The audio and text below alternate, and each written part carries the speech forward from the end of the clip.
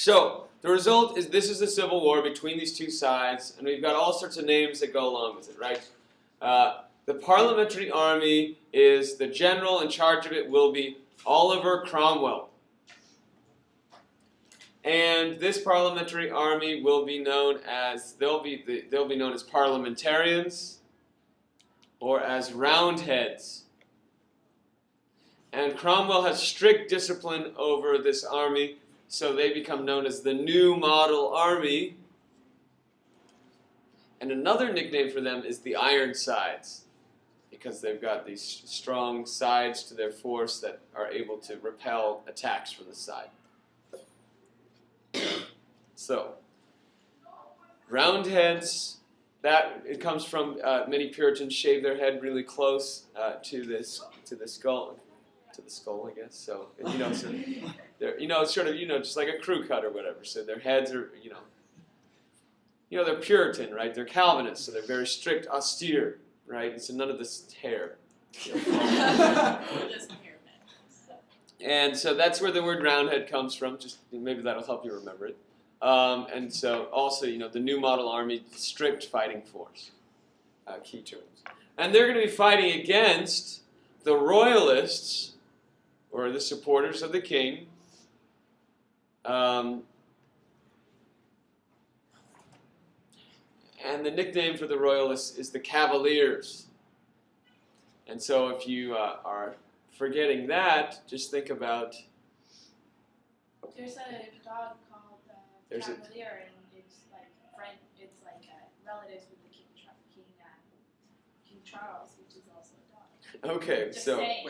the contribution is that is this true? I swear. A Cavalier dog. If you don't remember that, and this will be even easier to remember, a Cavalier dog is closely related to the King Charles breed of dog. King Charles being the dog in question here. I was thinking it would be easier to remember Cavaliers based on what my mind did, which was locate NBA teams in Cleveland, Cleveland Cavaliers, or think of synonyms for knight. Knight, Cavaliers. That's just a synonym for sort of a knight. Okay. So, yeah, the dog one. Well, now that we talked about it, we made it a big deal, now I'm gonna Okay. Now, what happens is the Roundheads, or the parliamentary side, defeats the Cavaliers, or the Royalists.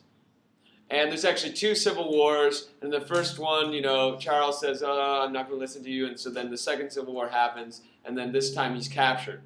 And Cromwell wants to execute the king and replace England with, instead of it being controlled by a king, he wants to replace it and create a Puritan republic. A republic that follows sort of the Puritan or Calvinist ideals for what a government should do. And so Cromwell wants to execute the king and put in place these policies. Not everyone in Parliament agrees with him. And so Parliament has these disagreements, and Cromwell decides that he's going to purge the Parliament. This is known as Pride's Purge. And a purge is when you remove people, you silence them, sometimes you kill them. And so basically, Cromwell takes his army descends on Parliament, those people who are disagreeing with him are out, and the rest of this Parliament will be known as now the Rump. They're the people that are left behind. I'll be back. See you later. The Schwarzenegger line. What? It's menacing. I'll be back. So the rest of the Parliament is known as the Rump Parliament, okay? So they're the leftovers, okay? And basically they're going to be there because they acquiesce to the king's demands, or not to the king, to Cromwell's demands. He's got the military on his side, and so they're going to listen to him. So Parliament will no longer really have power. With the king executed, Charles I executed, what we'll now have is Cromwell is in charge. He declares himself Lord Protector,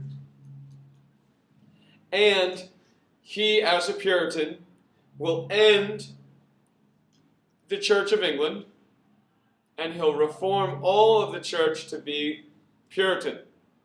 Okay? So it will all be reformed to be Calvinist. And the government now will be putting in place Christian laws, right? It will end gambling, and it will end drunkenness, and it will end, as we noted, right, it shuts down the Globe Theater, and it ends public plays, because, all these things are distractions and signs of, sort of laziness and all these other things. So these are all put in place, and so he creates, his government is called the Commonwealth, and this is sometimes referred to as the Puritan Republic. I think your book refers to it as a Puritan Republic. But it's technically, the name of it is a Commonwealth. Now, Cromwell faces all sorts of challenges. On the one hand, there's people that are resisting his Puritan reforms. Many of the nobles who wanted power against the king now find themselves without any power against this dictator. So there's resistance from them. And there's resistance also from people that want even further reforms. If you remember, we talked about some of these reformers, right? The levelers were people that wanted everyone to be equal and everyone to be able to vote for parliament. Obviously, the nobles in parliament don't like that. And, there's the diggers, people that want to, these peasants that want to be able to take property for themselves. So we see people, basically settling on different farms and seizing it for themselves. So there's all these movements happening, and Cromwell's not helping them out, so they don't like Cromwell, and these people don't like Cromwell because of all these laws he passed and his dictatorial behavior. So he struggles to rule England. And when he dies in 1658, his son tries to take over, but no one is going to listen to him. And so in 1660, we have the Restoration. And so if you encounter the word the Restoration, and it's referring to England at all, it's referring to this period, after 1660. Okay? And now we have the next scene. Charles II is going to be in charge.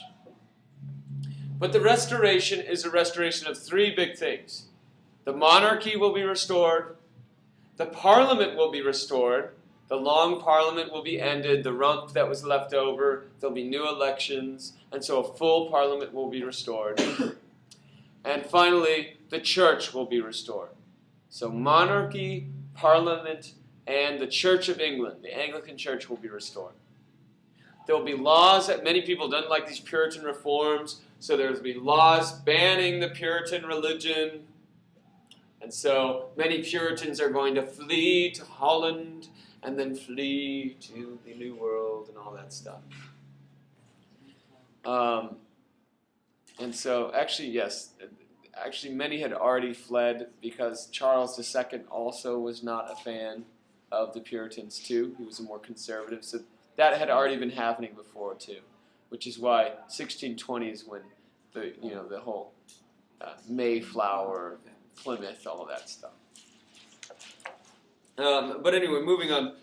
So Charles II is in charge, and basically we've got the restoration of Parliament and the Church, and things are good. Except there still are suspicions about, Charles and whether he... The problem is that Charles's brother, James, is a Catholic. And Charles doesn't have any kids. And so if Charles dies, his brother's going to become Catholic. Or his brother, the Catholic king, is going to become king. His brother, the Catholic, James, will become king. And that's a problem. And also, there still are tensions, not just over religion, but also between the political branches. There's tensions over king versus parliament, who's actually in charge. And these tensions flare up, again,